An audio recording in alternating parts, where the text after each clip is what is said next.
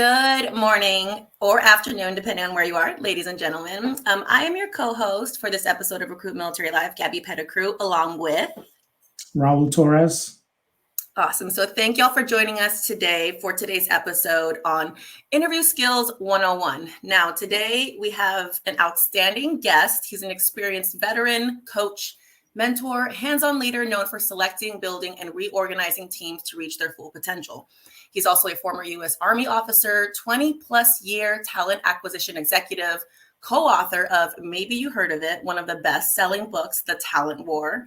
He is a managing partner of Randle Partners Executive Search, and he has assisted in the hiring of over 80,000 professionals and coached nearly 35,000 military veterans. Ladies and gentlemen, please join me in welcoming Mr. George Randle. Well, I'm not sure what to say after that intro. That's pretty good. We could probably skip the bio slide if we started right away. I missed some of it, I'm sure. No, you nailed it. And everybody listening, there's the book. As we go along, I hope if you have questions and comments, please, I'll try to tackle them as we go along. But if we can jump to the next one. So really, folks, one of the challenges about veterans, and the first thing that I wanted to share with you is the reason that I got into this space is because when I got out, is as embarrassed as I am to say this, there was no LinkedIn. My resume was done on a Brother typewriter. We had some word processing and I used to fax resumes. But so one of the things that got me into it was that I really wanted to help my veterans so they didn't have it as hard as I had it. And so one of the first things before we get into the top tips, and we're going to blow through this quickly, happy to send this deck out to anybody. It's very, very short, but these are the things that you absolutely have to get right. First thing is most people do not know what interviewing is. And I want to make sure I dispel myths. And like Gabby said, listen, I've had teams of 500 recruiters. I've hired in 90 countries. 85,000 hires, 2,500 executives. Doesn't mean I'm smarter than anybody, but by pure repetition, I've seen more than most people on the planet. So if it's been good, it's been bad, it's been great. Chances are I've run into it. But what interviewing really is, the ideal interview is like a conversation. And I hate to use this expression, but it's like going on a good date. When things flow really, really well, there's probably a second date in your future. But really, at the end of the day, what a interview is number one, whoever you're speaking to, be it the recruiter, the hiring manager, or some member of the interviewing panel that they've selected, is your qualifications and ability to perform the requirements of the role. When you're interviewing, you have to be able to cover the table stakes, first and foremost. Second, your fit. Really, if I want to put this in simple military terms, would I go have a beer with this person? Can I see myself going to a dinner with this person outside of work? The next thing that most people forget is that they're actually looking at potential, because as much as you've applied to a job, I'm going to tell you, any job description we've ever had, and probably the ones you've had in the military on your fit reps and other things, those things are gone in 6 months. They're obsolete. So they want to look at your potential. They want to know about any concerns, questions you have about the company and role specifications. And listen to this. This is the most important line if you take anything away from this.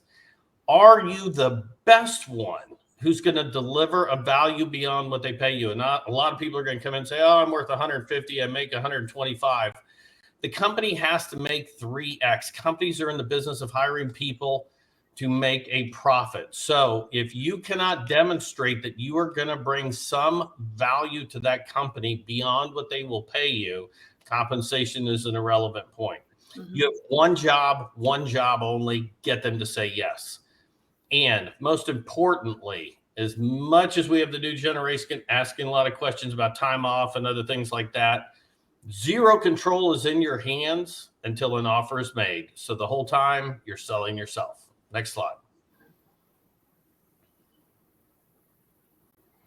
So look, I just wanted to jump into this. The number one mistake, and this goes from executives all the way down to entry level, hourly, this goes to veterans. Most people have no earthly idea what makes them great. As a team player, as a leader.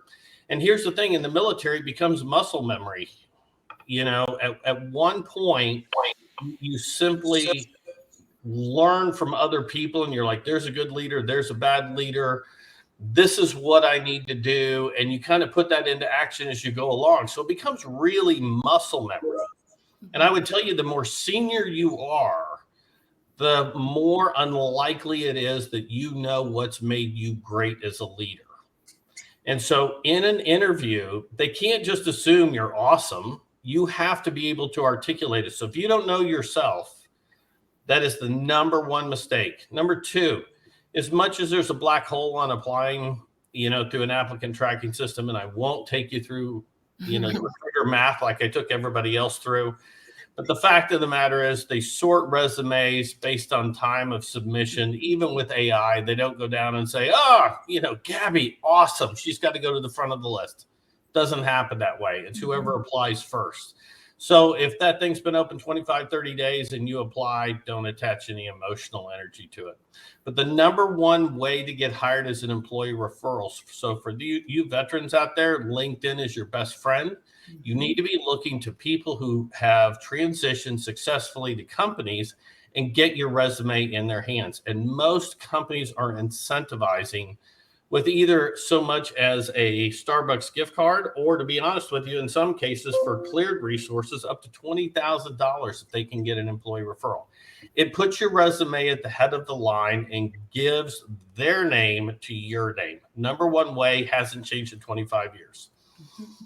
Practice, practice, practice interviewing. I really appreciate that some of you think you're slick. Some of you think you're smart. But within about 5 seconds, I can tell you who has and who has not prepared. And let me give you this simple phrase. You didn't come into the military and shoot your M4, or in my case, the M16A1 and then A2, which really dates me. You don't fire at one time and that's it. Mm-hmm. You practice, you train, you do battle drills. Professionals practice until they can't get it wrong. That's what you need to remember.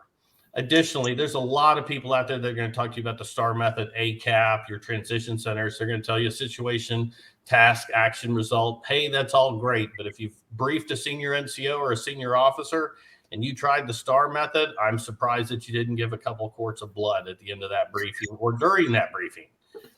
You answered that leader directly with results up front. It's always the bottom line up front, whether you're writing a memo, whether you're doing a deck, and it's especially true in an interview. I want to know the result, not what you were responsible for.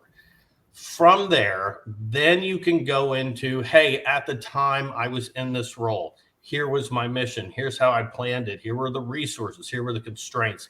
Here were the things that I did. And then at the end, close your answer with the results. Results up front, results at the end. Resumes also. Everybody asks me about resumes. Listen, number one, functional. I don't care what anybody tells you. A recruiter, even me, has only so much time to find out what's great about you. And we're very, very quick at it. And the chronological resume, the reason it's at a disadvantage is what the company or recruiter is looking for is relatability and skills or some similar job. And if that happens to be third or fourth on your resume, or it happens to be on page 2, they're not going to see it. So a functional resume puts your qualifications, your certifications, your capabilities and competencies right up front for them to see.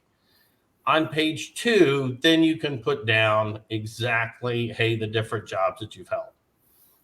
Always come prepared with good questions. And I didn't put it up on this, but I'm going to give you a simple drill. And I'm, going to make sure we leave a lot of time. But those of you that are out there listening and watching, do this. Take a piece of paper, draw a line north to south, draw a line east to west. In the upper left, I want you to put the number 3 in the word traits. 3 traits, which is the 3 traits that you must get across in this interview for this role that make you the best person.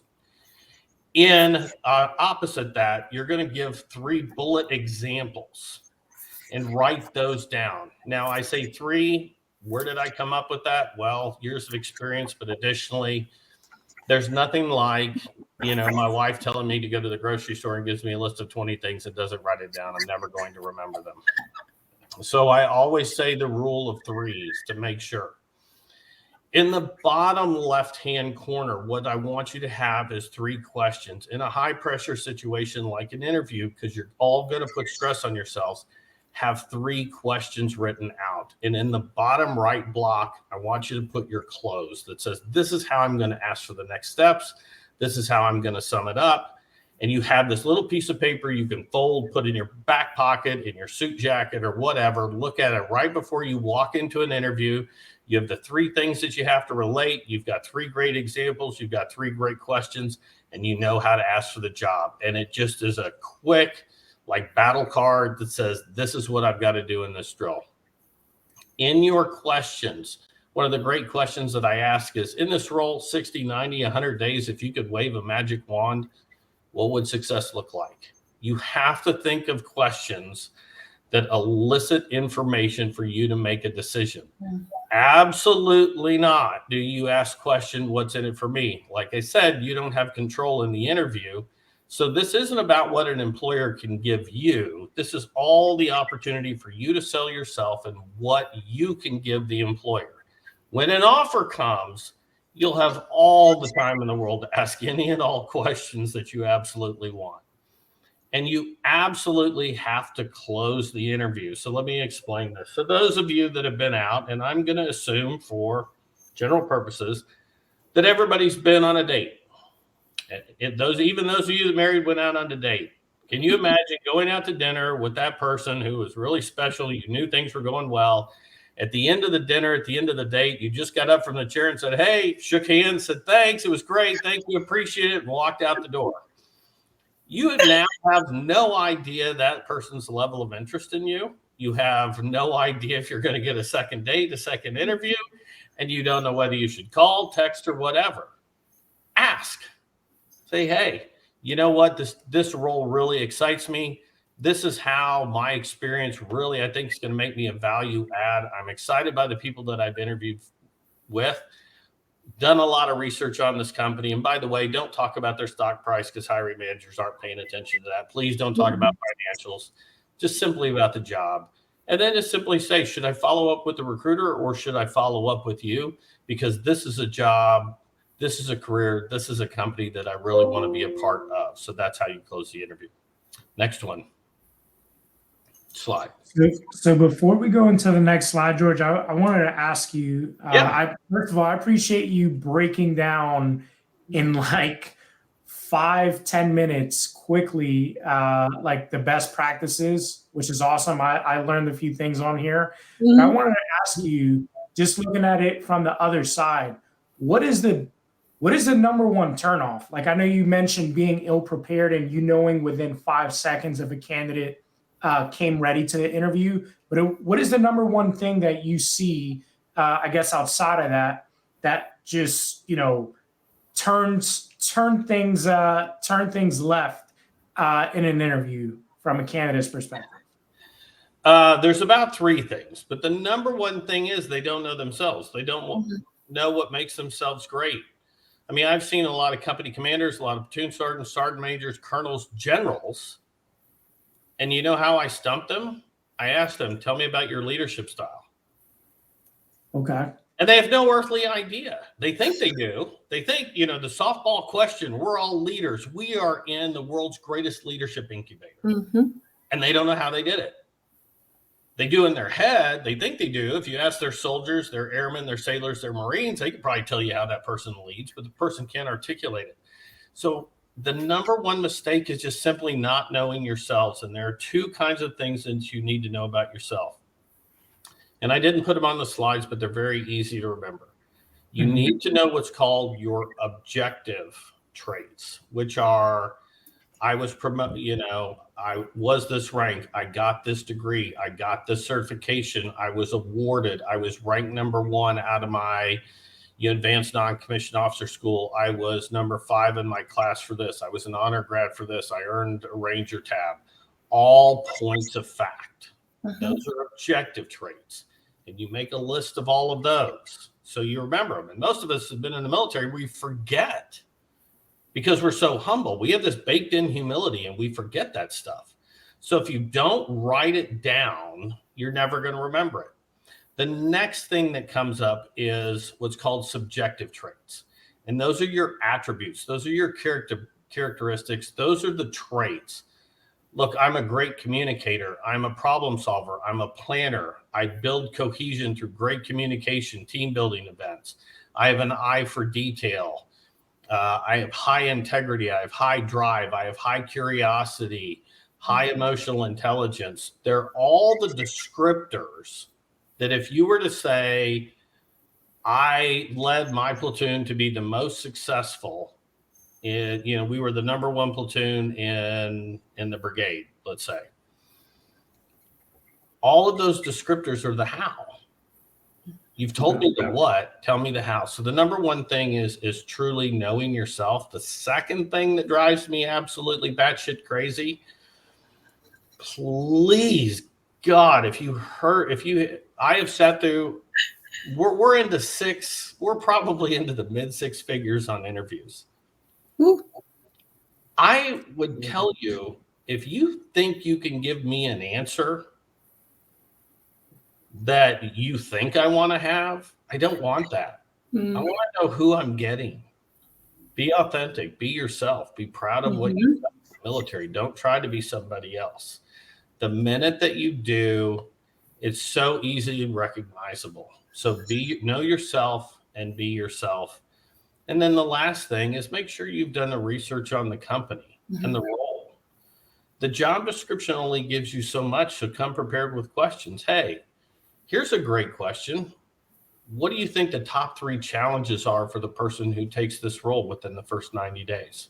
What are the 3 biggest successes that you want to see as a leader from the person in this role? Come prepared with some smart questions that help you define the role. If you can do those 3 things, you are ahead of 95% of the population, especially some of the younger generation. I got an answer. What I have to be to work at 10 a.m.? Well, that won't give me time to go buy Starbucks. Thank you for playing the game. We have some nice parting gifts. And see you later. So hopefully, Raul, that answered your question. This really is. So let me explain this. And I know we did kind of a pre-call. Everybody on this call has been in a role where there's a job description.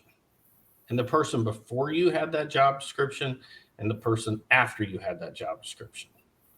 And I see it on the resumes, tons and tons and tons of stuff of what I was responsible for. Well, I don't know if you ran it into the ground or you made it the best unit possible. But veterans can't articulate, and you have to practice those top questions. Practice, practice, practice. Think of it this way. Hey, you know what? You have to brief a 1-star general. Are you going to go do that? Just off the cuff? Yeah. No. I've seen a few officers and senior NCOs do it. And, it was like going to give a blood donation. It was a messy scenario when I watched them do it. But the ones that were prepared got up, be brief, be good, be gone. That was how we learned. So we throw this slide up there. This is a great example. These are some of my old ones. And one of the things, if you notice on this slide that I want you guys to see, a lot of people worry about the ability to translate military skills to civilian skills. There is one thing in the English language that translates from both, and it's numbers. If you can say, hey, I won this award, top 50 leader, you can see up here, reduced agency hiring spend by 1 million. Recognized first year, big number, 18 out of 5,000 submissions for top military friendly employers. These are things, 3-year average annual hire rate of 19,000. So when somebody sees that and they're looking at me, they're like, okay, this guy can handle volume. It doesn't matter what company I did it at. Do you really care? When you see that, it just pops out at you. So if your bullets on your resume aren't quantifiable, your objective traits, you're behind. Because we want to know what you achieved. We want to know what you've accomplished. Be proud of it.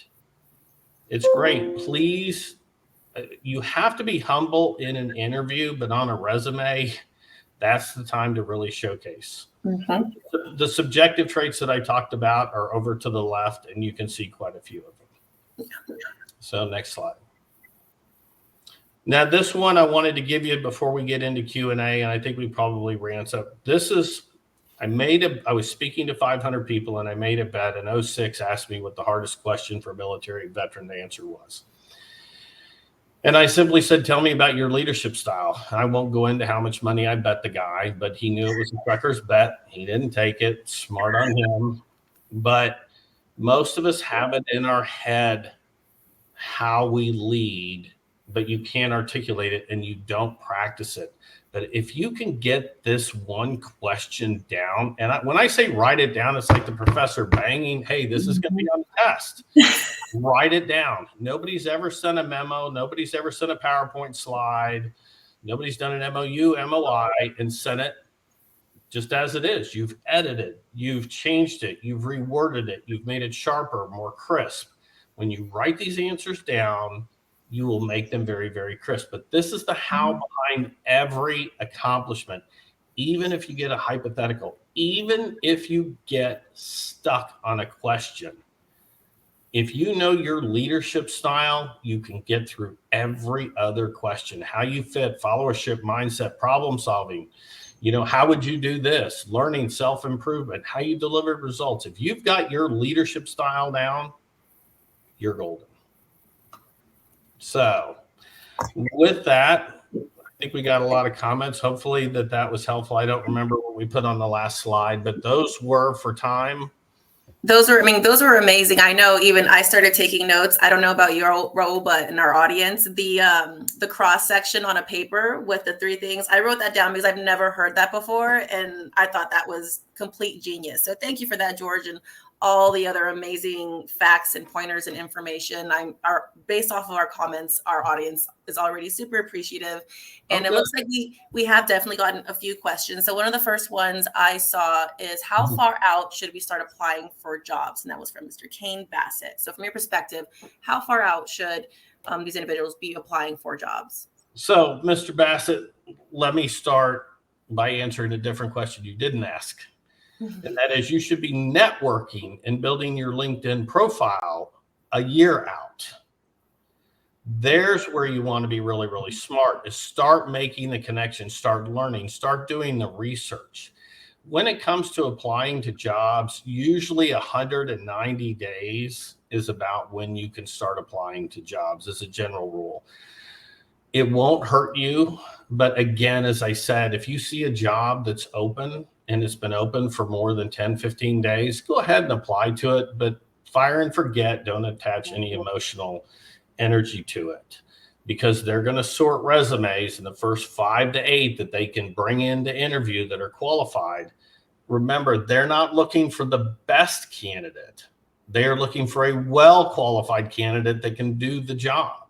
If I wanted to spend hours and hours and hours going through resumes, and I've got 25 positions, which I don't have the time, I'm going to get it. So start networking a year out and start applying 100 to 90 days out.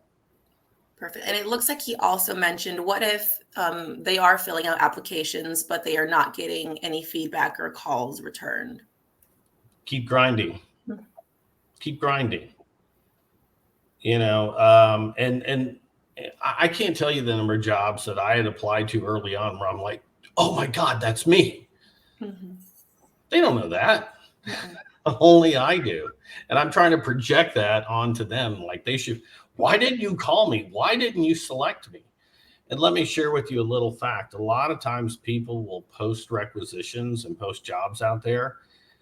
Remember, here's something that's important that I didn't put up there. Here's 3 things. It's called an applicant tracking system. That's what sorts resumes. Sometimes it's a CRM. They do some things a little bit differently, you know, from company to company, but generally speaking, the first people that are looked at and selected are internal employees, because if it's a promotion, they're required to look at their own employees. So if somebody inside the company applies to the job, they're at the top of the list. Number 2, employee referrals. You get jumped to the head of the list. Then number 3, everybody after that. Many times employees don't apply to the job. They're just transferred, they're moved, and the job's never posted. But always remember when you're applying to jobs and stuff to get in there as quick as you can. And George, I don't think I saw this question, but I know it's probably a popular one. When it comes to an interview, should you bring your resume to an interview? Absolutely. You should have 3 to 4 copies with you. Okay. It should never be longer than 2 pages. Ever. I joined the military at 17 and a half and then got into leadership positions. And now, let's just say I'm a grandfather. I was there when the Berlin Wall came down in 89. I can still get mine to 2 pages and bring it in case they don't have it and say, in case you don't have a copy of my resume, here's one. Perfect. And the way to proofread it, please God, read them backwards. That's how you fix a resume. Read it backwards, not forward, because your brain inserts words into a document that you've written and you're thinking of how it's said versus what you've written. Read it backwards. You'll find typos. You'll find everything. And remember, Microsoft Word, if you put it in caps or bold, it won't do it. Spell check. So we have another question here from Ingrid McLean. And she's asking, how can you get an employee referral with a federal job? Yeah, I don't think you can do that. Now, I'm not, I used to work and place people in the federal space, but for contractors like KPMG, Booz Allen, SAIC, HP was a federal contractor, so many companies out there. But for a federal job, it's heavily regulated. It's just simple, Now, if you can network and you know who's head of that department, by all means say, hey, I applied to this job. It certainly won't hurt. But I don't believe that they incentivize. It's government. I mean, and we've all been in it. There's a rule and a manual and a document for everything. So there's always going to be a way to do it. So. Fantastic. Well, unless there are any further questions, I think that about wraps it up. Was there anything else that you wanted to mention, George, before we close out here today? Yes. When you leave the military, you're never getting your ideal job. Let me just pop that balloon right now. Nobody grows up thinking they're going to be a recruiter. Very few people grow up thinking they're going to write a book. And God knows, I never thought I would go from being a green tab company commander of 200 people into the talent acquisition space and hiring 80,000 people and traveling to 30, 40 countries. But I found my passion. The point is, get into a company where you can demonstrate your leadership and your results and go from there. Your career is not a ladder. It's a climbing wall. You may want to go, hey, look, I've been in project management. I need to get over to finance. I need to get over to procurement. I need to get over to HR. I need to get over to sales. Once you're in a company, it's like when you go to a university, all of a sudden you start hearing about great classes that you never thought about taking. It's a climbing wall. So don't go, I need the ideal job when I get out. That. And then the other thing is the compensation, but that's a much longer discussion. And I'm happy to tell people how to do compensation at a later date because it's so different. So different. That's probably a whole another 30 to 60 minutes for sure. At least. It is, but I can give you the short version. You should have 3 numbers. I'll give you this tip, 3 numbers. Number 1, if I find, look, first of all, if somebody says, I'm going to pay you $350,000 and it's cleaning porta-johns. Most of us leaving the military will take 300 grand to clean porta-johns. All day. It may be a horrible job, but the money's too great. That number is easy to figure out in your head. Number 2, do the research and find the middle ground, the market value of what you think you're worth. But the third number is, listen, what happens if I find the ideal job, but the comp's not right, but the culture's right, the progression could be great, and the company's got a great future and a great mission, but it's a little bit below what I think I'm worth. Remember, money ain't going to make you happy. You'll earn the money over time when you deliver results. Have those 3 numbers in your head. Exactly. Awesome. Well, I think, one more question. And this is from James De Los Santos. And that is, what is your thoughts about higher view interviews? Well, it depends how many retakes you get on video, to be honest with you. And a lot of those, first of all, I like them. They're done for efficiency. And the reason that they're doing that is because back and forth on email, even using Calendly, is a little bit difficult. So that way they absolutely have a video of you. So make sure you have a decent shirt. Make sure, your background's clean, that the video's coming across clear. And it's just like a normal interview. But you can take your screen and put your Post-it notes right across the top and down the sides. It's like an open book test. I love them. Nail it. Fantastic. Well, I think that was our last one. Again, George, thank you so much for joining us this morning/afternoon. We appreciate the information. I know I learned a lot from here as well. To everyone in the audience, we can get those slides to you, and we'll make sure we do that as well. Yeah, I think that about wraps it up. Thank you again, George, from myself and Raul. Thanks for being on, George. Hey, thanks for having me, guys. There's nothing more important than getting veterans, the world's greatest leadership incubator, into good companies, because it strengthens every company they join. Precisely. All righty, y'all. Thank you again for joining us on this episode of Recruit Military Live, and we will see you next time. Thanks. Yeah.